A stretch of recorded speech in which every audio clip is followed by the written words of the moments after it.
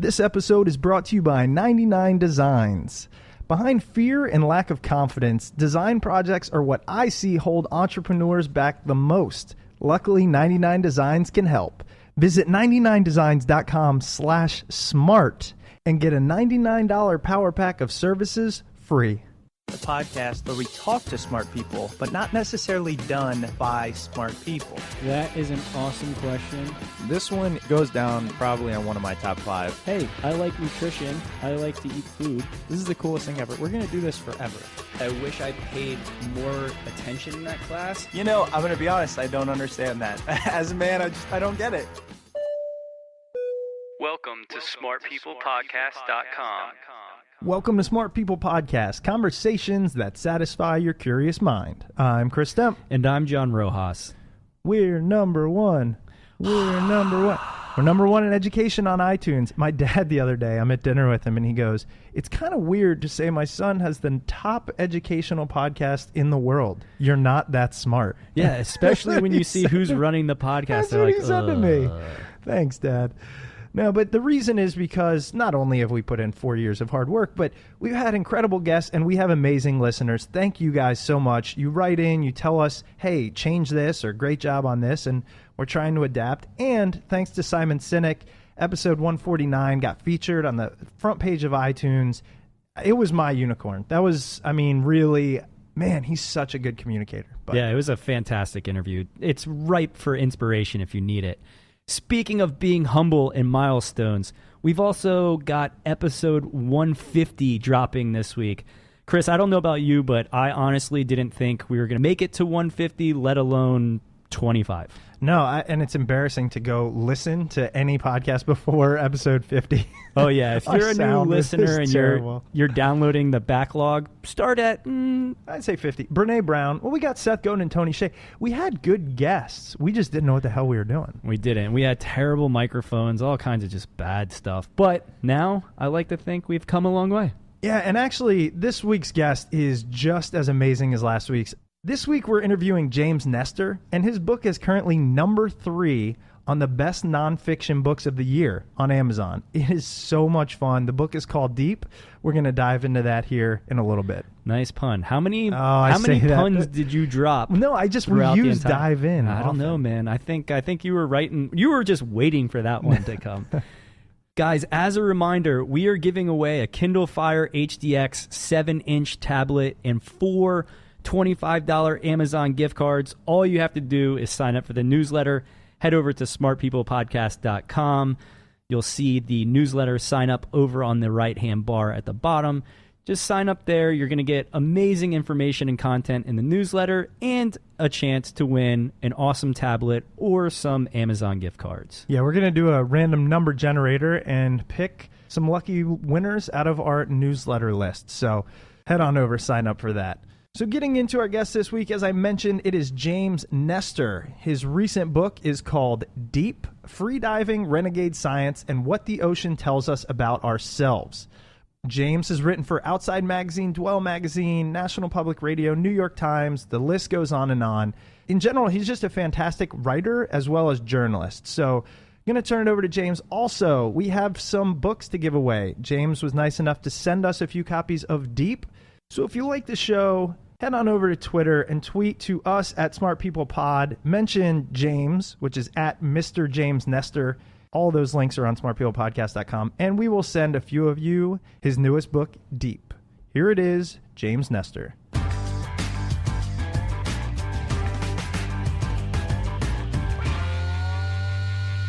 All right, James, thanks again so much for being on the show. I'm really excited to talk to you for a number of reasons.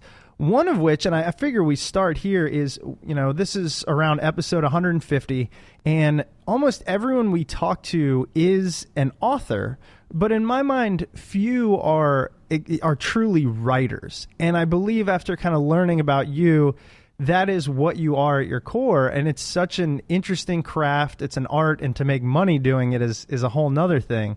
So I was hoping you could kind of let us in on your ascent to stardom, if you will, with this fantastic new book and how writing came about in your life.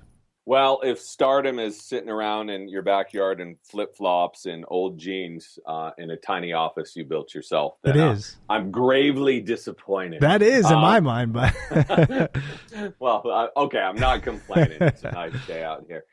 Well, it took a really, really long time. This is going to sound super cliched, but that whole 1% inspiration, 99% perspiration, I think is absolutely true, especially writing in this day and age, and especially in this media that I've chosen to make my living in. I started off writing freelance articles for various magazines while working a full-time job. I would do it on the weekends. I would do it at night. It's just something that I had always been fascinated with, interviewing interesting people, going into strange worlds, and then being able to remove yourself from that world and to write about it from an outsider's perspective. This is stuff I've kind of always done, been intensely curious about everything around me. And that just gave me an excuse to call people up and really get me out the door and to enter into some unique cultures and some unique things that I wouldn't have discovered otherwise. So after doing that and working a full-time job and working freelance at the same time, I thought there's no way I'm ever going to be able to make a living at this. That's right when newspapers were starting to collapse, magazines were going away, pay was getting cut, but I just kept doing it just because I liked it. I'd stay up very late at night working away on stories, and then more stories came, and then other magazines approached me and I started writing for them. And finally, I guess it was about 6 years ago, I finally just said, if I'm going to do this, I need to do it. I quit my job and just focused on writing. And it was extremely hard. I certainly didn't eat too well, but I had a lot of free time to surf, so that helped. And then one thing led to another, and I came across freediving, and I thought, this is it. This is the book I want to do. And that's what I've done for the last 2 years. that was going to be a question I had, how long it took. But so many things about that interest me, and I know interest our listeners because we tend to come across similar things that our guests will say. For example, you mentioned how the 1% versus 99%. In the same token, we hear a lot, it takes 10 years to become an overnight success. And it sounds very similar to what you were saying.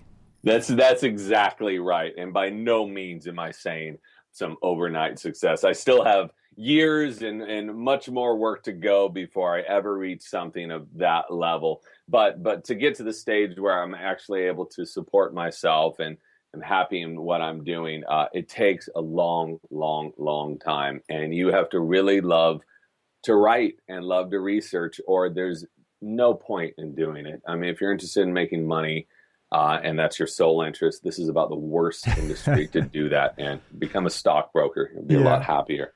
Yeah, well, and you mentioned you'd always been interested in writing. And I wonder if you could delve into that a little bit, because I think a lot of people, especially a lot of people that are listening to podcasts, consuming information, they're creatives. They want to do things like write, make music.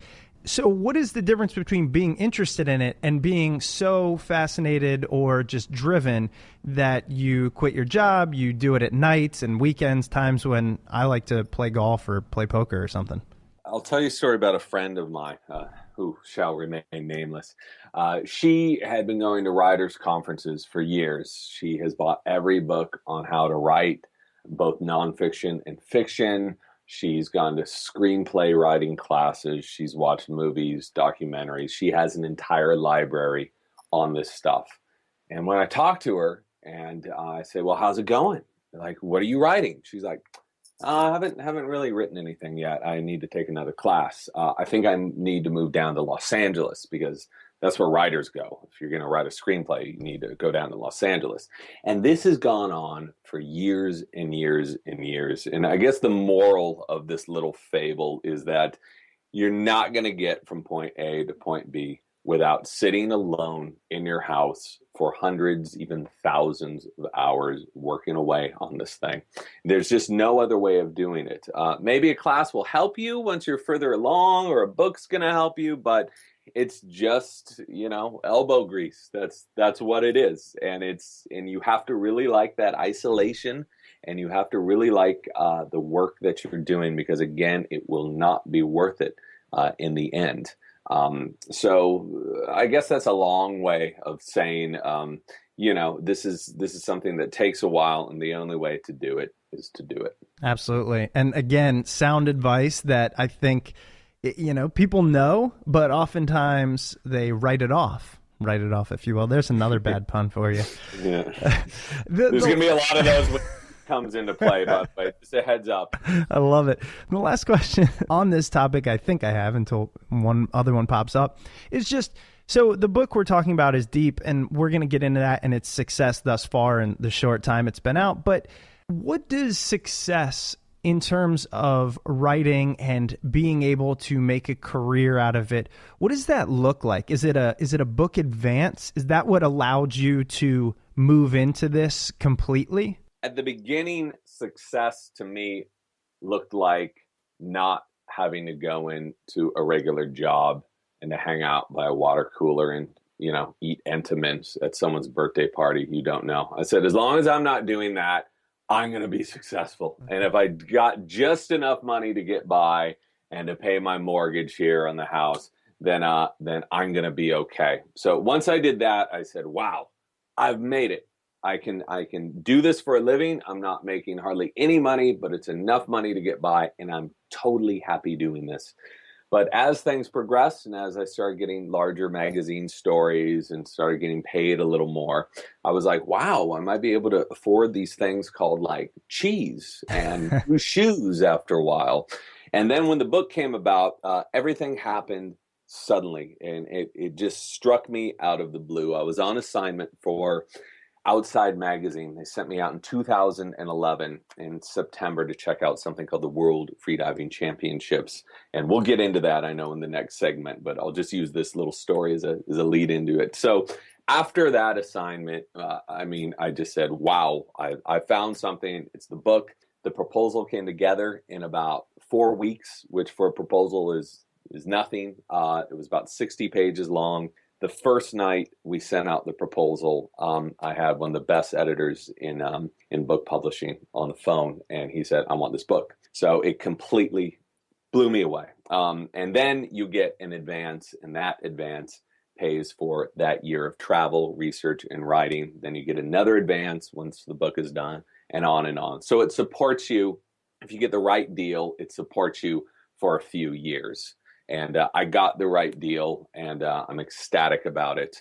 But it also makes you accept a deal like that, you have to hit an impossible deadline, and that's what almost killed me. You're working under their terms, and you have another boss, even though it's in a world you love to be in. And that's why this book was turned around so quickly. I wish I had another year. I didn't, because they're the ones holding the purse strings. So it's so interesting is when you say turned around so quickly, I wish I had another year. It was 2 years in the making. In most things in life, that's an extremely long time. I mean, think about movies, for example, and their budgets and how quickly they turn those things around. And in a book, you're talking about something that somebody might be able to consume in a few hours. It's just paper and words. It's when you look at it for exactly, or technically, or I guess literally what it is, you can't imagine the time and effort. But then for you to say 2 hours is quick, it's mind-blowing. It's funny because if I had picked another subject, my life would have been much simpler in the last couple of years. I got the contract for the book in March of 2012, and they wanted a year turnaround. If anyone out there has been under book contract, you usually get about 3 years. Most writers take 3 to 5 years to write a nonfiction book. I was stupid enough to say, hey, I'm going to write a book about the entire ocean. It starts from the surface, ends at the deepest trench of the deepest ocean. And so I had to research 10 different disciplines, 10 different people, go to 10 different countries. It was essentially 10 different books crammed into one. Now, I think you can do that in about 5 years pretty easily, but doing that in 1 year was insane. I'm not complaining. It was an amazing experience. But yeah, I don't think people realize just how much, the fact of the matter is 98% of the research you are not seeing in that book. What you get is supposed to be the creme de la creme of what's left, the really honed prose. But you're not looking at the other, 400 books I had to read to get to those passages. I gotcha. And I love that you said that, because oftentimes readers, the general public, don't ever see that, understand that, know that. And it goes back to you have to put the work in to create it. Oftentimes we read it, and maybe I'm speaking for myself, but usually I represent the voice of many. We read it and we go, oh, wow, like this is well researched and it's great, but it was probably a couple Google searches, some Wikipedia articles, and some fancy writing, and then you were diving around or whatever you were doing. But that's not at all the case. To me, you can always spot out articles and books where the author has done that when it's been a very sort of superficial research. And that stuff drives me crazy. I mean, you have to cull through literally thousands and tens of thousands of pages to find the interesting stuff that people haven't heard a zillion times before. It wasn't until 6 months into reading through books that I found ancient reports of sailors seeing people freedive for 15 minutes at a time. And I hadn't read this anywhere else. So then you're on the phone with, the University of Cambridge trying to find these reports. And it goes on and on. To find one little fact in that book can take about 4 days of research. So it's a pretty crazy process. And it also explains why so few people really want to enter into the world of nonfiction science writing. It can become a slippery slope, but I love it. I love it. Yeah, it's actually one of the only genres I read, which is, and we can get into it, how I found your book. But last question on that is, what were you doing prior to or alongside writing, and kind of how did your path evolve? Because a lot of people have this passion. My thing that I kind of try to work with them on, I do coaching on the side with career and all that, is to build a bridge as opposed to the, I believe, old wisdom, which was jump off the cliff and build your wings on the way down. I actually think that's more harmful. But so kind of the bridge, which you did, writing at night, writing on the weekends, what was your other life?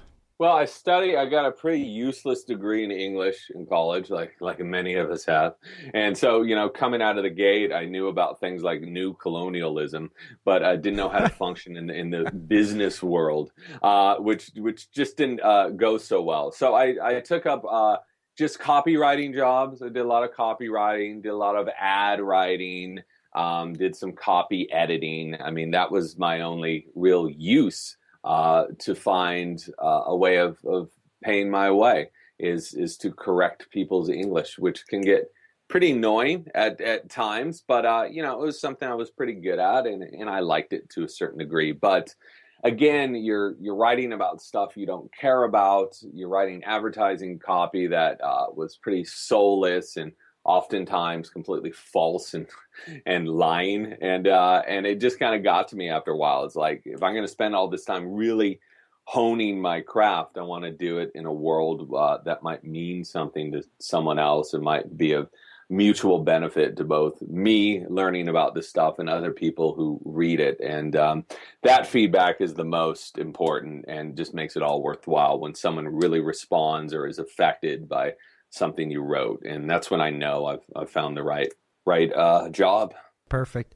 Now we can get into deep. And what I was going to say is the way I found it is oftentimes I just look for books on Amazon and I'll search nonfiction. And your book, as of, I think it was yesterday, was the last time I checked, but is number 4 on Amazon's best nonfiction of 2014, which is... I had no idea. Are you serious? I had no... The publicist doesn't tell me this stuff. That's another thing. My God. Authors, beware. You can be in all these newspapers. You won't know about it until your mom calls you. So. That's amazing. Yeah, that's how I found you. That's how I find a lot of the books. Number 2 was actually Dr. Michio Kaku, who writes on space and all that. And we had interviewed him not too long ago. Oftentimes it's people I want to read, people I want to talk to. So the subject, and again, the whole title is Deep, Freediving, Renegade Science, and What the Ocean Tells Us About Ourselves. I mean, that's got to be interesting to anyone. So that's where I came across you, and now I want to dive into it. Like, give us the background on this book. Great job putting in that pun. I was waiting for it. I can't help it. We actually say that in a lot of episodes. I think it's just a common analogy, so it works in this case. Fantastic. So, now I completely forgot your question. You're asking how the book came about? Yeah. Well, I mean, you were talking about, and I know a little bit more, but for our listeners, you were on assignment and what came about. Right. Okay. So I was out on assignment in Greece watching these competitive free divers. And now this is a very weird sport. It's when people bet each other to see how deep they can dive on a single breath and come back conscious. It turned out that many of these divers could not come back conscious. They were pushing too far. So I was completely amazed that the human body on a single breath of air can dive down 300 feet.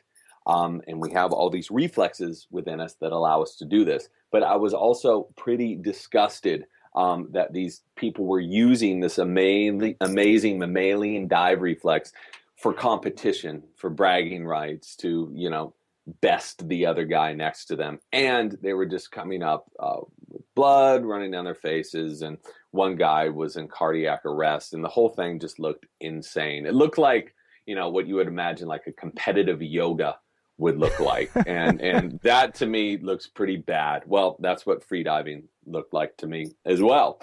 But there was something about it, that connection to the ocean these guys had, the ability to hold your breath for 4 minutes and dive that deep, that really stuck with me. And I was lucky enough to meet a number of more philosophical freedivers at the competition who didn't dive for, to beat the other guy, but they dived because it was the most intimate and direct way to connect with the ocean. For that 3 minutes underwater, we resemble only a passing resemblance to our terrestrial selves. And it's a way of just blocking out the rest of the stress of the world and going down literally into a different universe with completely different rules. And that was the part of freediving that absolutely blew me away. And just to continue a little bit longer, what I discovered is people were using this freediving both to explore their own bodies, but also to explore marine mammals. You can only really study these animals if you freedive. Scuba's too loud, submarines are too loud, and these guys are getting more research done with these animals and our connection to them than anyone else before them. You took a question away from me that blows my mind. I was wondering, why the hell not just scuba dive? That's exactly why. Because scuba freediving instructor actually told this to me early on. He said, scuba diving in the ocean is like going bird watching with a leaf blower on your back. You're not only disruptive, but you are a menace to everything around you. Now, I've done a ton of scuba in the past. I'm an advanced diver. I absolutely love it. However, when you're studying animals, if you want to connect with the ocean life down there, freediving is the way to go. Instead of animals getting scared and turning away from you, when you're freediving, you're silent. The animals accept you as part of their environment. They allow you into their pods. They surround you, and this sounds like some new age dream, but it's true. They start trying to communicate with you with their signature whistles and with their click communication. And this is proven stuff. This isn't just something like I dreamed up. But these animals communicate in these very specific ways. When you're freediving with them, it's a complete paradigm shift. Everything changes. And once you do it, you'll be hooked for life. So these people are using this freediving to get closer to these animals, to study them closer than anyone else before them. And what they're learning is just mind-blowing. And that's most of what the book is about. Yeah, I mean, it comes across in the book, too. It's one of those things, I think that's one of the reasons why the book's so successful is when you read it, you want to be there. I mean, you're transported there, but when you kind of leave and, say, close the book up, you go, okay, how do I do this? And I'm telling you right now, in some capacity, I'm going to do it further. I mean, I was telling you before I hit the record button, I just got back from my honeymoon. We were in the Caribbean, and we did a snorkeling trip, little cruise thing. And I have my scuba certification as well. I've done it a few times. It's completely mind-blowing and just otherworldly. But my now wife, she doesn't scuba. So we were doing snorkeling, and I would dive down as far as I could go, which is probably, I don't know, 10 feet, 15 feet. I don't know. I'd be exhausted, out of breath. But for the 5 seconds that I was down there, just in a school of fish or whatever, it's a different universe. And I want to know, how does that feel to be down there? Yeah, it's pretty disarming at the beginning. I'll explain some very quick physics of water. What happens the deeper you go down, the more air contracts. And so instead of at altitude, imagine you have like a bag of chips and you take that bag of chips with you on an airplane or up to the mountains, that bag of chips is going to puff up. If you take that same bag of chips and push it in to the water, it's going to collapse upon itself. The same thing happens with human lungs. Human lungs shrink to half their size at 30 feet, a third of their size at 66 feet, a quarter of their size at 99 feet, and so on. I know that sounds painful. It's not, and I'll explain why in a little bit. But what I'm trying to get to is the deeper you go down, the less buoyancy you have. So everyone's been in a swimming pool and you swim down, you really have to struggle and you have to kick your arms and kick your legs to stay down at the bottom of the swimming pool. Everything changes at around 25 feet, 25, 30 feet, where your buoyancy starts reversing. At around 25 to 30 feet, it's basically a zero gravity zone. You're at zero buoyancy. Neutral buoyancy is what they call it. Right past that is what freedivers call the doorway to the deep, where buoyancy reverses. You no longer have to swim. The ocean takes you down further and further, and you don't have to exert any effort. So one of my favorite things to do when I'm freediving is go down to that zone, that doorway to the deep where everything reverses, and to lie on the seafloor, because you're not going to be buoyed up to the surface because everything's reversed. You're held down to the seafloor, and you can just sit there, and instead of fish going away and going into the other direction from you, they start approaching you and they circle you and they allow you into their zone, and you're a part of the environment. You're no longer a menace. You're no longer an outsider looking in. You're another marine mammal down there, and that shift will never get old. And that's something that I just look forward to doing over and over again. And now it's time for our awesome sponsors who support Smart People Podcast. Are you dreaming about the perfect logo or website design but don't know how to get started? Worried about your budget? 99 Designs can help. 99 Designs, the world's largest graphic design marketplace, makes it easy to get a design you love. Just go to the website, tell them about the design you need, and pick a price package that works for you. Then the fun really begins. Designers from around the globe will submit awesome designs and you'll give them feedback. Within a week, you'll pick your favorite and be the proud owner of a gorgeous new design. With thousands of designers at your fingertips, there's no limit to what you can get designed. As a matter of fact, Chris and I are currently using 99 Designs to put together a design contest and have an awesome t-shirt and sticker created. More details on that to come. So what is it that you need? Boost your brand's visibility with a t-shirt, or drive more traffic with a sleek new banner ad or landing page. Projects start at just $199, and your happiness is always 100% guaranteed. Visit 99designs.com/smart and get a $99 power pack of services free. That's 99designs.com/smart. Guys, we want to share with you a free and secure tool called Personal Capital that solves 2 barriers to growing your wealth. The first barrier is that it's hard to keep track of stocks, 401k, bank accounts, savings accounts, all the accounts, all on different sites with different usernames and passwords. Second, you pay someone to manage it and you're probably paying too much. Personal Capital brings all your accounts and assets on one single screen on your computer, phone, or tablet with real-time and intuitive graphs. It shows how much you're overpaying in fees and how to reduce those fees. You'll also get tailored advice on optimizing your investment. So why wait? Signing up takes just a minute and it'll pay big dividends. Personal Capital gives you total clarity and transparency to make better investment decisions right away. And it's free. To set up your free account, go to personalcapital.com/smartpeople. Personal Capital is free and the smart way to grow your money. But you must go to personalcapital.com/smartpeople for your free account. I can't. If you're listening to this and not just mind blown, I don't understand it, because Well, we'll get into it because I want to know how to do that. But the first thing, obviously, I think it's a natural human response is, what about the fear? Like, the ocean is a scary place. There are things that eat you, kill you, sting you, stab you, poison you. Like, how do you deal with that? Not when you, I know this sounds pretty new agey in California, but not when you approach these animals in peace. When you approach a shark, the predators don't cruise up to them and stare them in the face and stand there, okay? Their prey sits at the surface paddling around on a boogie board. That's when people get picked off. They don't get picked off when you're going down in them, approaching them in peace, facing them face to face. I've seen this happen. I've done this. So it sounds really scary because it is at the beginning.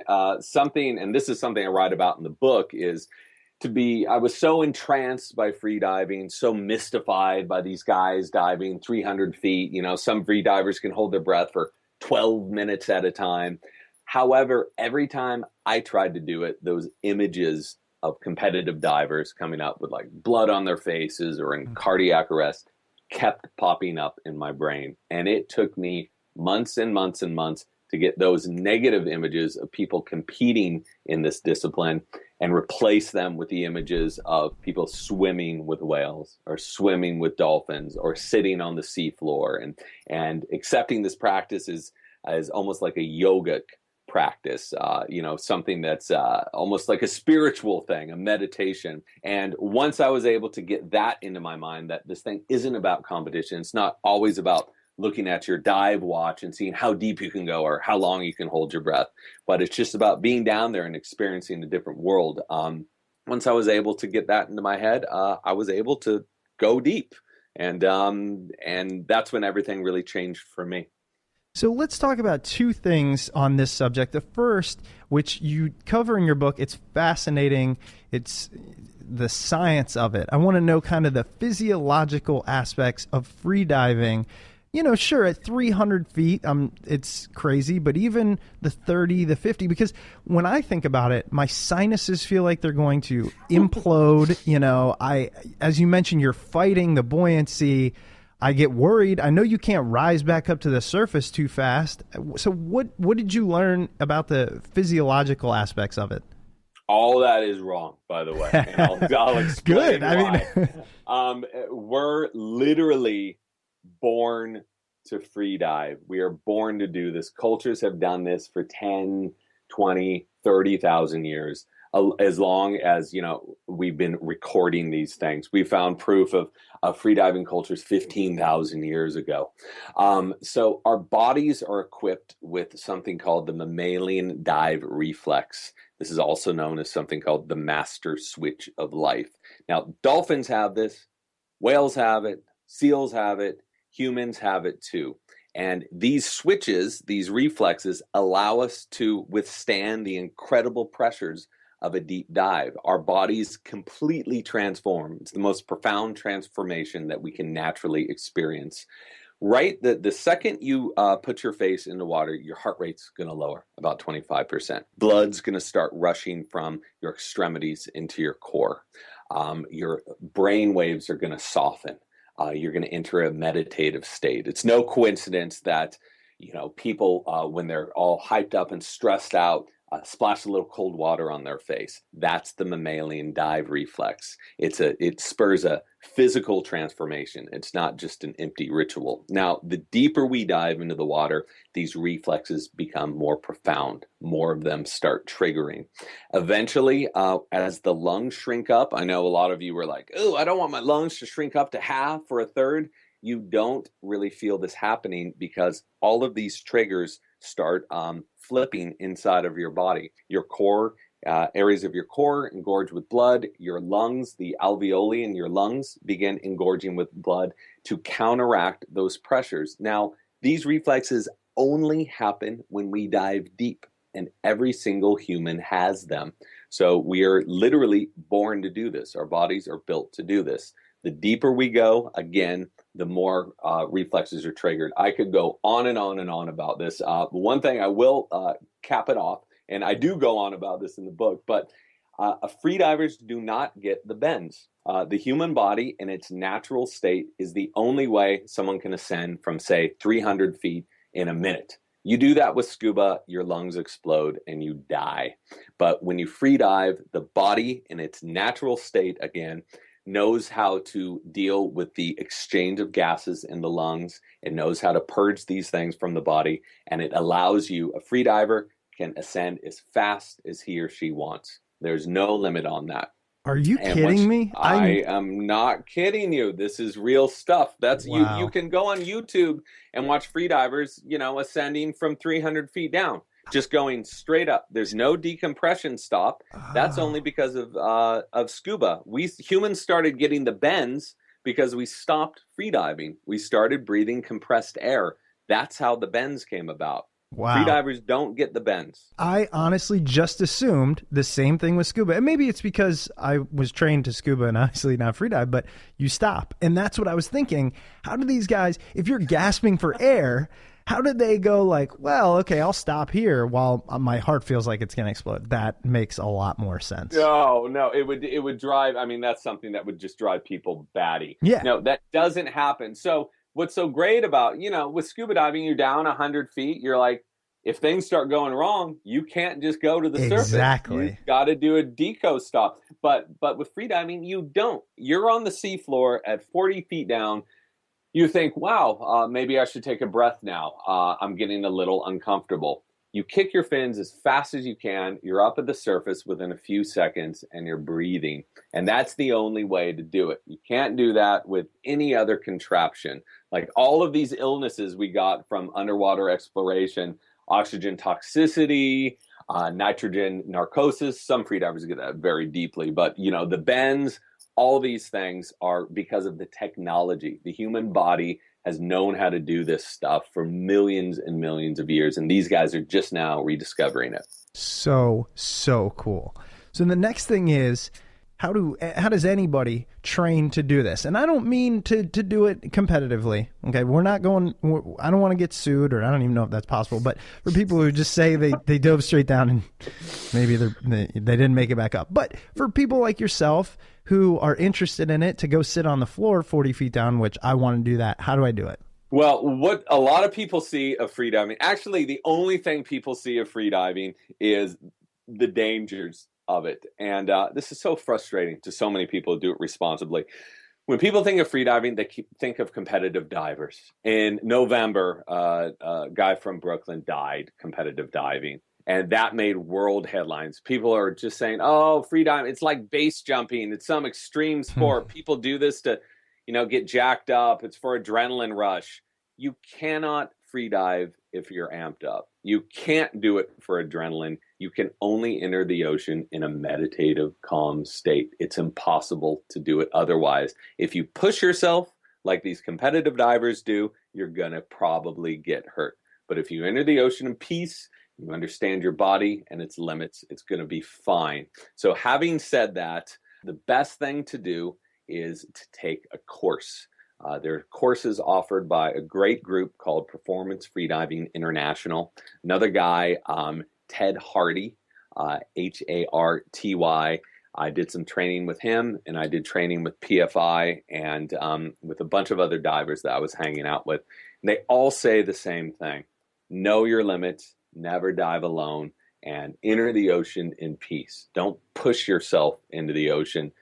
Listen to your body. And if you do that, this is a safe activity. I know I'm absolutely positive about this. Just a little side note about that. The AMA divers in Japan, they've been diving for 3,000 years. There's no record of them ever blacking out. There's no record of them ever dying beneath the surface. I was with these women. They're 80 years old now. They've been diving their whole life. And because they approach the ocean in peace, none of them has ever had an accident or a problem. So that's something I just try to drill into people's heads over and over. This is not an extreme sport. You want to do that, try base jumping. You want to do free diving, think of it as a meditation, as a yoga practice. So now to answer your question, take a course. You can look some stuff up online. There's breath hold tables with 30 minutes of instruction. Anyone listening to this podcast can hold his or her breath for 2 to 3 minutes easily. Easily. I held my breath 3 minutes the first time I tried. The second time I held my breath 4 minutes underwater. And I'm not special. Anyone can do this. So it's just unlocking these things that your body already knows. It's like, it's mostly going to be a mental game at the beginning. You're going to say, oh, this isn't right. I'm holding my breath for a minute and a half. Your body knows what it's doing. You have to trust that. So check out some stuff online. But again, the best way of getting the safety and that whole experience is to take a course. Very cool. Very cool. And we will link to some of those courses because I'm going to be checking them out. So okay. I love that. Now let's move on to a little bit different portion of the book. It's structured in a way where because you really, aside from the freediving, it's all about our connection to the ocean, the vast nature of the ocean, the life forms that are there, and then at different depths, kind of what happens. And we obviously don't have much more time, and we don't have time to go through all of it. That's why there's a book. But I was hoping you could point out maybe a few interesting things that captivated you regarding the organisms and the life you met while researching this. Yeah, again, the attraction for me for freediving was not the competition. That's a small sliver of the book. That was my entry into it because that's what happened. And my own freediving is another small sliver of it. The vast majority is of these discoveries that these freediving researchers and these other renegade scientists are discovering about the ocean. One of those things is the click communication shared by dolphins and whales. Again, when you freedive with these animals, they approach you. And so these researchers have been allowed access that very few people have ever gotten before. And, scientists have found that dolphins not only have first names, but they have last names as well. And they speak these to you when you're diving with them because they think you're part of the environment and they want to talk to you. Sperm whales are the loudest animals on Earth. They have 8-inch long teeth. They can click you to death. Their clicks are so powerful that they stun giant squids with them. Wait. I got to stop there. What? What did you just say? I know I'm cruising through this pretty quickly. But I'll just focus on the sperm whale stuff. Okay, cool. Big fan of them. Sperm whales are the loudest animals on the planet, and they're the world's largest predator. They have 8-inch long teeth.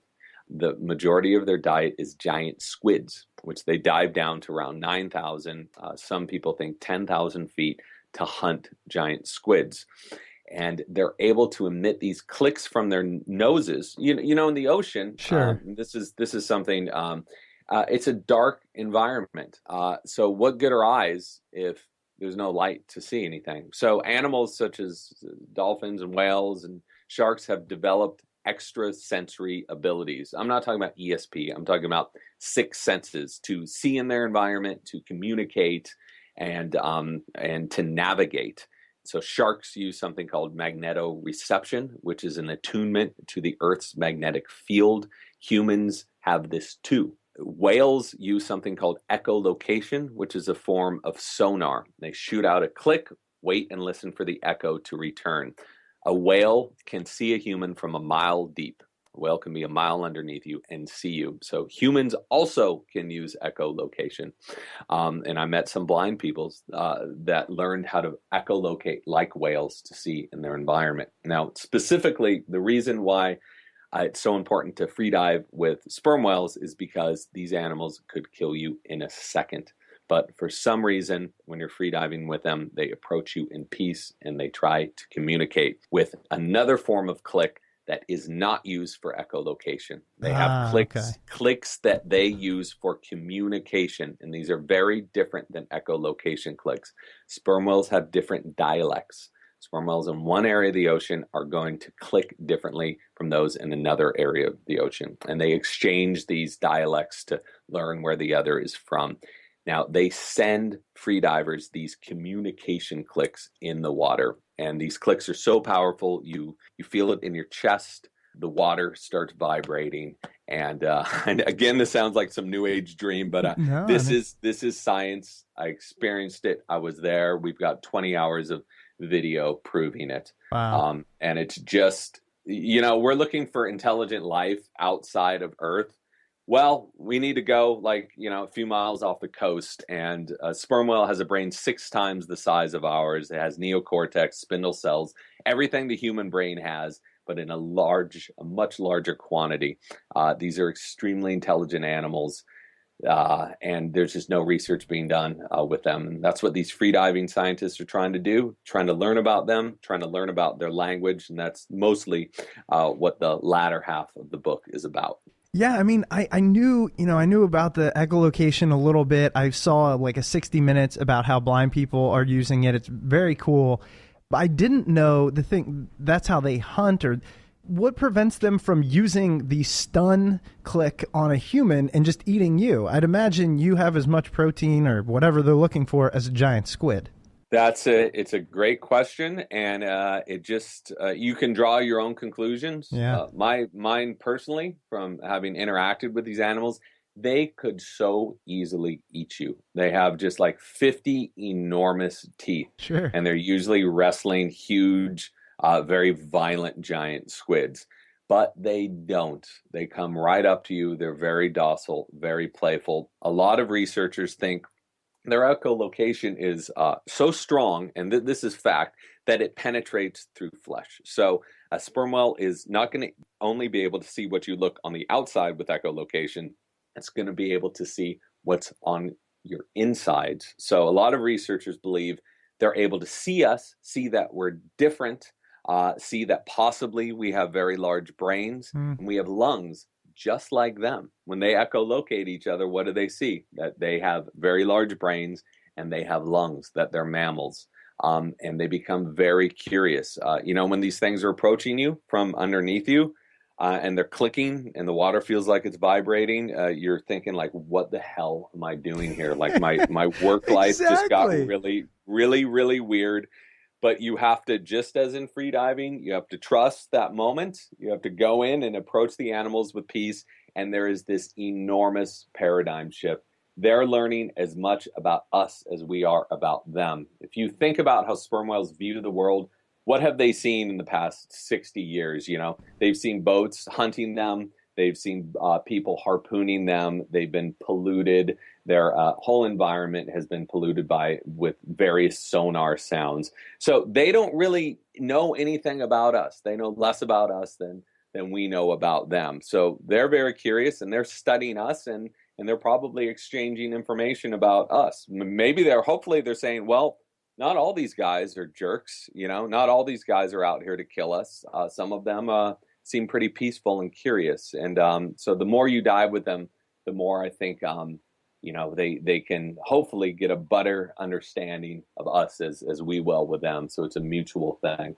Well, that is very informative. I'm so glad we got a chance to talk. I know it took up a little more time than it's expected, but it's just one of those things where I'm sure people are thinking the same thing. Oh, let's talk longer. We could go on forever. But you do a great job of explaining all these things in the book. So it's the next best place, if not having this conversation. So, James, I really want to say thank you so much for being on the show. Thanks for doing this research and writing it in a way that's not scientific, because I'm sure there is information out there, but it'd be boring as hell and I wouldn't want to read it. And I wanted to see where else our listeners could go to read more of what you do, to follow along, to see what's next, all that good stuff. They can go to my site, mrjamesnestor.com. I don't prefer to be called Mr., but James Nestor was taken by some sculptor in Michigan or something. So mrjamesnestor.com, or on that thing called Facebook, which I update various events, book tours stuff, what I'm working on, so on and so forth, is available through both of those. Or if people are really curious and you have a specific question, and if I'm around, you can email me. I've been getting some really awesome emails from people and trying to help them out with looking at freediving in a different way. And that's something I'm a big advocate of. Fantastic. Well, again, James, thank you so much. Congrats on the book. I'm sure it will continue to garner some great reviews and be successful. And I look forward to what's next. Great. Thank you. And thanks to all those patient listeners who listened far longer than they thought they might. Yeah, but they loved it. All right, James, thanks again. Have a great day. Right. Thank you. You too. All righty. Bye-bye. Welcome back. I hope you guys enjoyed that conversation with James Nestor. Again, you probably noticed that I was not there. Yeah, John, it seemed like you weren't even there for the interview. I wasn't. I was in New York doing training for my new job. So I actually had a blast listening to this interview as I edited it. It's so much fun to be a listener once in a while and just hear you talk to these amazing guests. So that was a great time. Again, guys, thank you so much for helping us become #1 in education.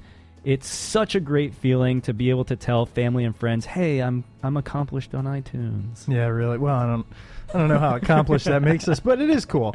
And the book, James's book, is incredible. So as I mentioned, we're giving a few away. He sent us copies. I read it in one sitting. It's fascinating. That's how nonfiction books are supposed to read. You actually, a page turner of nonfiction. What are the chances? What are the chances? And don't forget, guys, sign up for the newsletter at smartpeoplepodcast.com. It's your chance to win a Kindle Fire HDX or 4 $25 Amazon gift cards. Now that the show's over, don't forget to sign up for your free account with Personal Capital right now. With Personal Capital, you'll finally be able to see all your accounts in one place and get a clear view of everything you own. To sign up for a free account, go to personalcapital.com/smartpeople. Again, go to personalcapital.com/smartpeople. Personal Capital. Less fees, more G's. I can't believe we just did that.